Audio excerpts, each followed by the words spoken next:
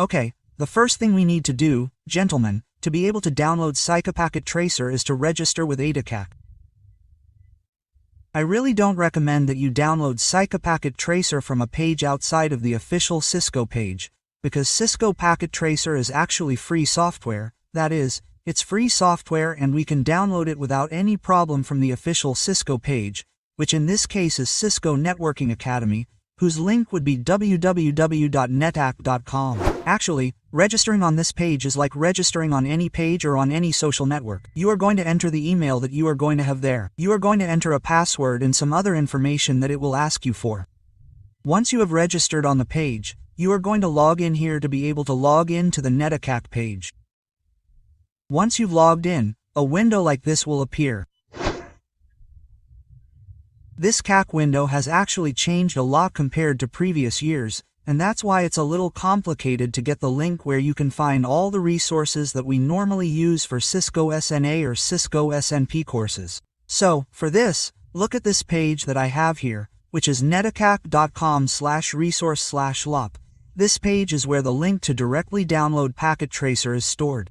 So this link that you see here, copy it well so that you can enter it directly into your browser, and that way you can directly download the software. I'm going to leave it there in the description, but you know that when you click on this link, you have to be logged in so that the download can be carried out. Once you're registered and, obviously, you've entered this link, you're going to go here and see where the software appears.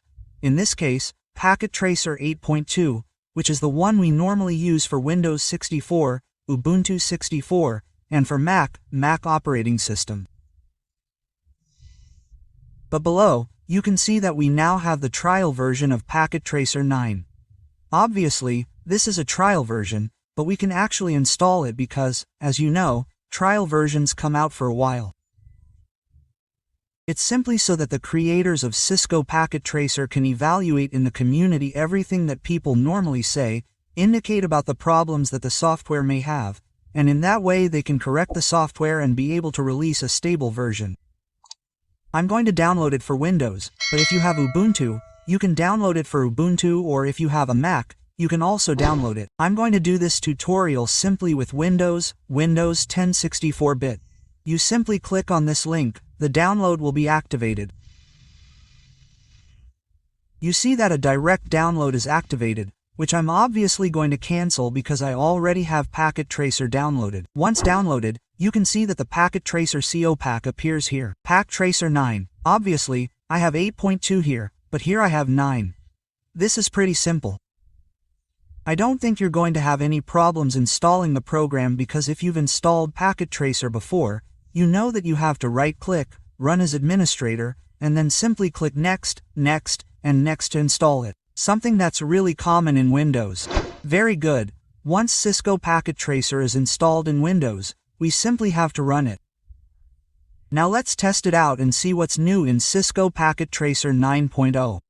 And I'm going to tell you something, because when we see all the updates that Cisco comes with right now, we can already see where they're focused on everything related to the networking world. Here I can simply click Login here and it will start the session because you know that I already have an active session in NetACAC. However, if I close that session in NetACAC by clicking here on Login, it will open a portal where it will ask me to enter the email and password to be able to log in. What we are going to enter there is the email and password that we previously configured when registering on the NetACAC page. Now, if you do not want to be entering that password every time or you want to be logging in every time you open Packet Tracer, all you have to do before starting Packet Tracer is disconnect your computer from the internet service.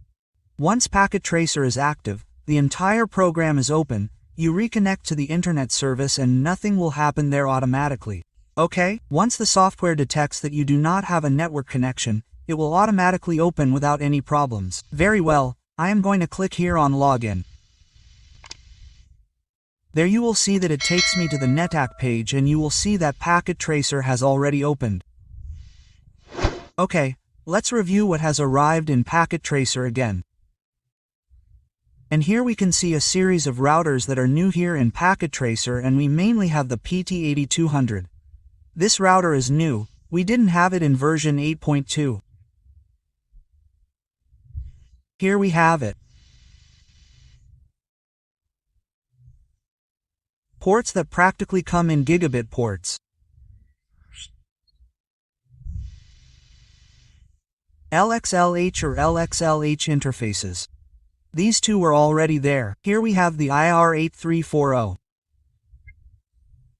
These IR8340s are automation and control routers. And now you can more or less see where we are headed in the networking world. These devices are for automation and control.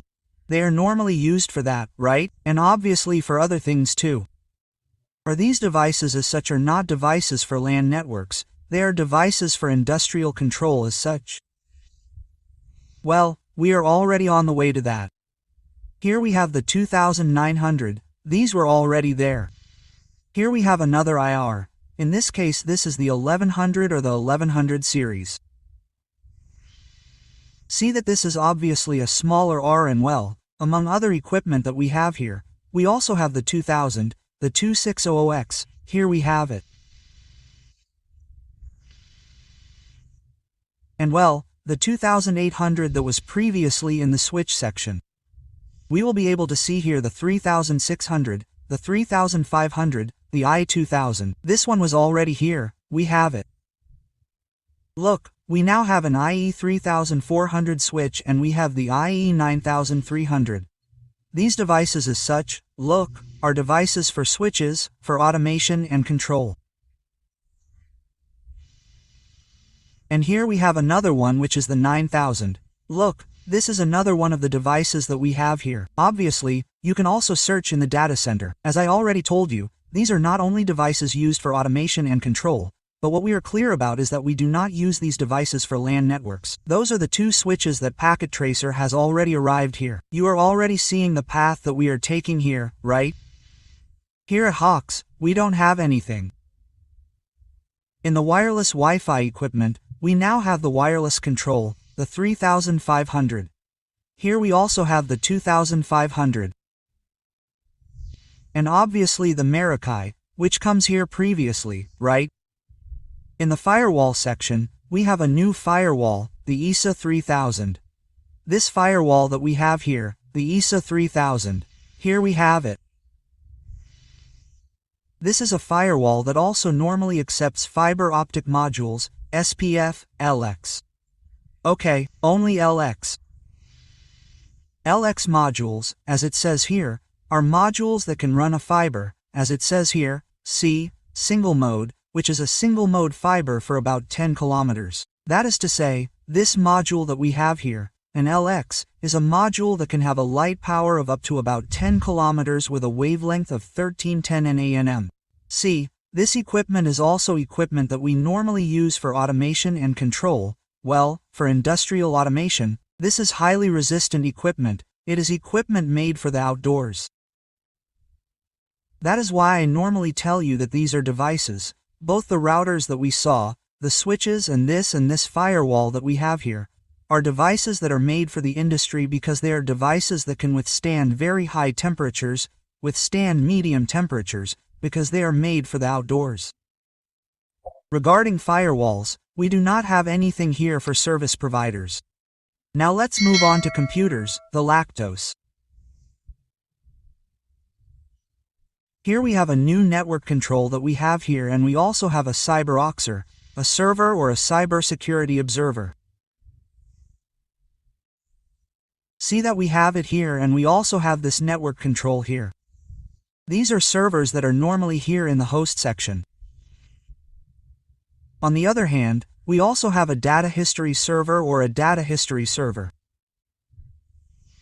Here we have it. See, we also have the services section. We can configure the stock services here, obviously, and in the programming section it also has the option to program it. Now let's go to the components section. In the electronic components, see that we have the MCU boards. Nothing has changed here, but look what we have here in Packet Tracer, a PLC. That is to say, now here in Packet Tracer we will also be able to program PLCs and connect them to networks. See that here we have the PLC physics. In reality, These PLCs that come with packet are PLCs that obviously do not have a specific brand such as a login control, but in reality, well, it will have the same function as any other PLC. There's something very important here. If we go to the configuration, well, here it tells me that it is turned off. Okay, let's go to the configuration. See that it has a gigabit interface here. This is obviously to do the tests, and in the programming section, see that the interface does not load. This is one of the flaws that the software is having at the moment.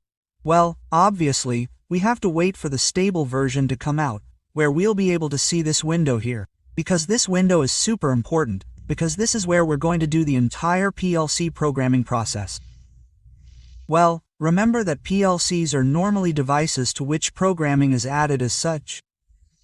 In some cases, assembly language programming can also be added to these PLCs, okay? In the section here about transmission media, see that now fiber optics appears. It indicates which is single mode, which is multi-mode.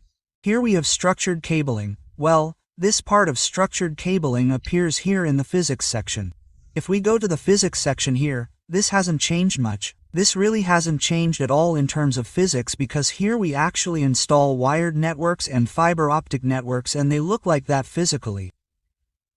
That's why the tab is called physics. If we go here to the building, you'll be able to see, well, the PLC is here. But if I go over here to the wiring room, you'll see that all the equipment that we've already placed in the logic is here.